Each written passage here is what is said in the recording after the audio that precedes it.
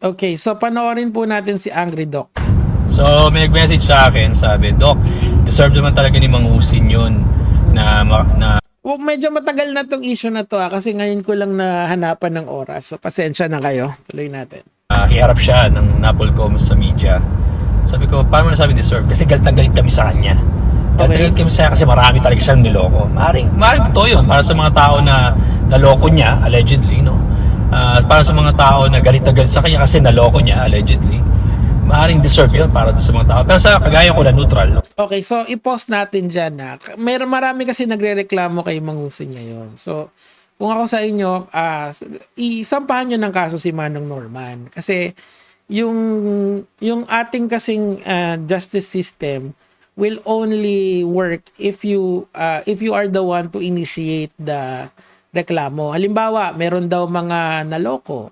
So you have to file cases versus Mang Usin. And yung appreciation kasi ng ebidensya, nasa hindi tayo ang magde-decide niyan kung acceptable ba yung mga yan. Ang mag-appreciate niyan, una yung prosecutor's office kasi doon mo isasampa yung reklamo.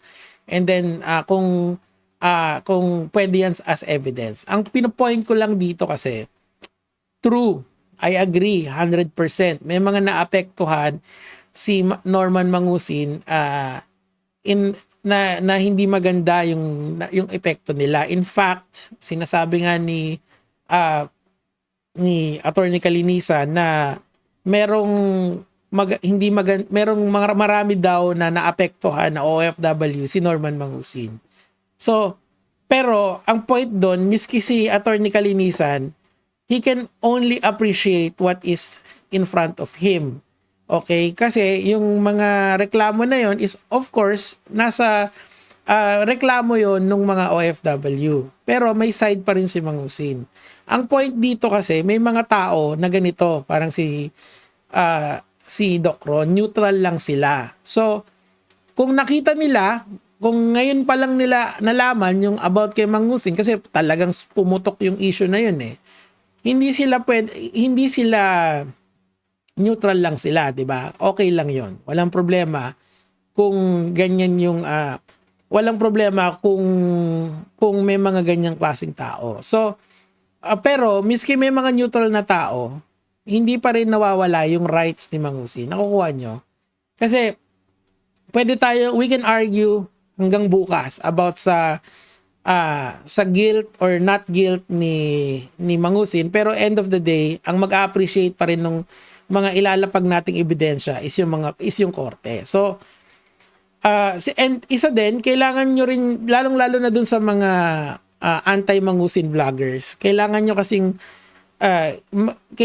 kasing kumbinsihin yung mga neutral na yung ginawa kay Mang Usin is justified after ilang weeks, after ilang months, di ba? Kasi ngayon nagbago yung style ni Mang Usin, hindi siya nagla-live, hindi siya nagko-content. He's just living his life. Magpapa-interview siya ng isa, magpapa-interview siya ng dalawa. Ganon yung gagawin niya eh. Palagay ko, titipirin niya na yung sarili niya eh. And then kapag nagkaroon ng positive sa kanya, yun lang yung ilalabas niya. Magkakaroon ng press release. Parang ganon eh. Parang eto, nakita natin, nagsampa siya ng kaso. It's something na positive para sa brand niya. So yun yung nilabas niya.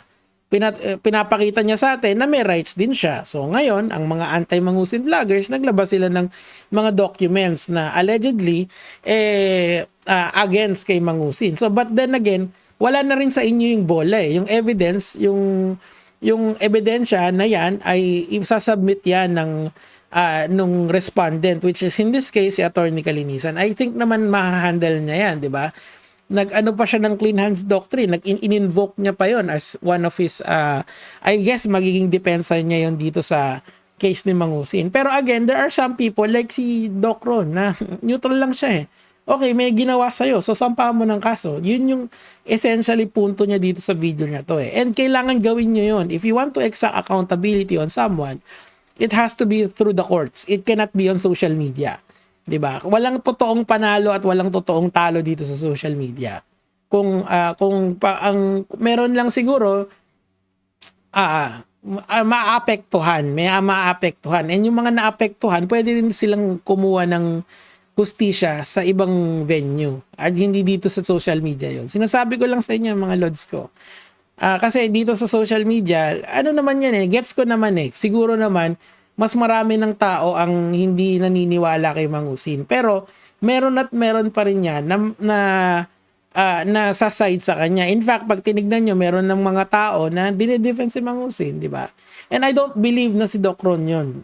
Not by a long shot. Sinasabi niya lang dito, yung neutrality na tinatawag. There are some people na iba yung, ngayon lang nila nakita si Mang Husin. Paano gagawin natin? Should we vilify him? Kasi iba yung paniniwala niya kaysa sa'yo? Hindi, di ba? Dapat hindi. Kasi someone with critical thinking would understand that there are two sides of the story. Merong iba-iba tayo ng napanood. Iba-iba tayo ng nakita. Iba-iba tayo ng lalim dito. Merong mga, kunyari, si Food Genius na lang versus si Doc Ron. Siyempre, magkaiba yung appreciation nila dun sa sitwasyon. Kasi si Food Genius, sobrang in-depth yan, di ba? So, ang kailangan pakita ni Food Genius ngayon is how would the Norman Mang Husin case be relevant sa mga taong neutral tulad ni Doc Ron? Kasi sila iba yung ginagawa nila sa social media. At social media is napakalaki.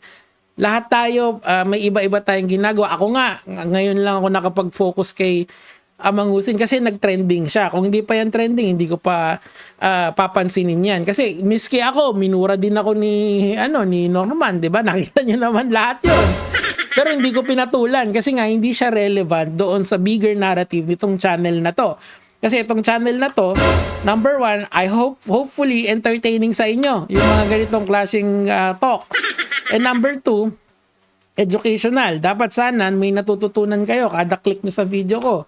And number three, yung social media drama nasa bandang dulo na. Actually, hindi nga number 3 yan. Number 9 na siguro yan. Ibig sabihin, may mga importante pong bagay na nagtitake precedence dito. And nakita ko kasi, etong case ni Norman Mang Husin, and siguro salamat na rin dun sa mga kagaya nila Food Genius na talagang pinapakita nila sa akin through their work kung gaano ka-importante na malaman ng tao na etong tao na to ay red flag din. Pero, hindi ko rin dinidiskwentro yung mga nagtatanggol kay Norman Mang Husin kasi meron din talaga Hindi natin makakailaya, di ba? Meron pa nga, yung parang isang Facebook page na talagang pinakita, ay parang Robin Hood daw yung dating ni Mang Husin. I'm not sure kung ano yung point niya doon kasi hindi ko pa rin nakikita Pero ako ngayon, pinapakita ko sa inyo yung side ng kwento na they are neither pro Mang Husin or anti Mang Husin.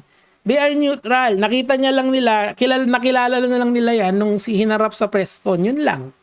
O bakit ganon? Ito yung rason niya. O tuloy natin. Marami na kasi yung pinapanigan, hindi ko siya kilala. Hindi man ako naloko, hindi man ako parte ng mga naloko niya. Para sa akin, premature. Yun. So, paano yung gagawin natin? Premature daw yung press con. Masasabi ko doon. Like I said, hindi ko di-discount yung opinion or emotion ng iba na naloko. So, sinabi niya na valid pa rin naman yung nararamdaman mo. Kaso siguro, hindi niya lang, iba lang yung appreciation niya sa sitwasyon. Okay lang naman yon. Hindi ibig sabihin nun ay hindi siya nag-research. Kasi lahat tayo kasi iba-iba tayo ng ginagawa. Merong 400 content about kay Norman Mang Husin, including mga memes sa kanya, mga commentary about sa kanya, mga debunk, mga Facebook posts. In a span of 3 days, may 400 content about sa kanya. Yung 400 ba yun, mapapanood mo or mababasa mo? Syempre, hindi, di ba? Or let's say there are 3,000 content na kay Mang Husin ngayon na nasa internet. That's not a very far-fetched number to see kasi merong mga channels talaga na dedicated or most of their content revolves around Norman Mang Husin.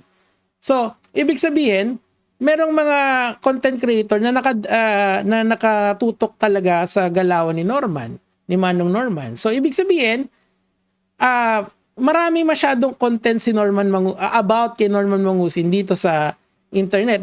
That does not also, hindi pa included doon yung sa media doon lang sa mga content creator. Marami yon, may pro, may anti. Mas marami siguro yung anti. But the thing is, lahat ba yun mapapanood mo? Lahat ba yun ma-appreciate mo yung lalim? Kasi ito yung problema sa internet ngayon. Pag hindi tayo parehas ng opinion, invalid na yung opinion mo. That's not how we go dapat. Ngayon, marami nang nagsampa ng kaso kay Norman Mangusin.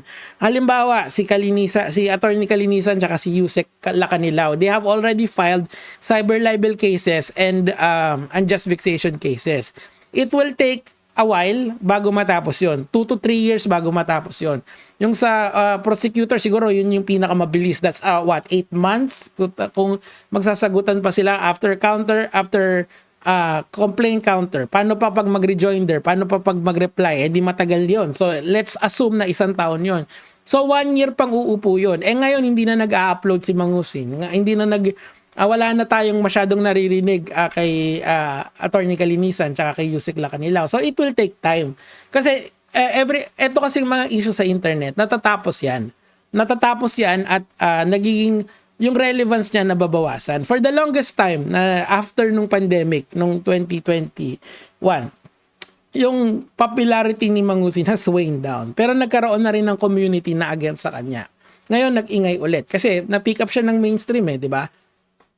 And meron din mga and marami na rin content creator ang nakikisali dito sa issue na to, 'di ba? And wala namang problema 'yon. Karapatan mong sumali sa mga public interest na issue. Okay, kaso hindi tayo pare-parehas ng appreciation Ganun talaga 'yun Si Doc Rod iba, ako iba. Yung ikaw na nanonood iba rin. Sa tingin ko, pinaka-safe si Mangusin ay red flag. I don't think na kailangan yung pag-aksayan ng oras yan. Ako, ginagawa ko ng content kasi kikita ko. Simple as that. Ang motivation ko, money. Ikaw, anong motivation mo? Bakit pinanonood mo pa si Mangusin? Kailangan bang reaffirm na red flag si Mangusin? He already is. Kailangan mo pa ng 5 content pa para malaman yon. Ngayon, ano yung point nitong content na to? Ang point nitong content na to is practice of critical thinking. May mga opinion na hindi parehas sa'yo, but they are as valid as yours. Ganon talaga siya Neutral yung sa kanya, anong gagawin mo? Bobot tanga ba si Doc because of that? Hindi, di ba? Hindi dapat. Kasi opinion niya yan. Iba yung nakita niya sa nakita mo. Iba yung research niya sa research mo. Baka nga hindi siya nag-research nakita niya lang yung press con So, yung appreciation niya, mababaw lang kasi sa appreciation mo.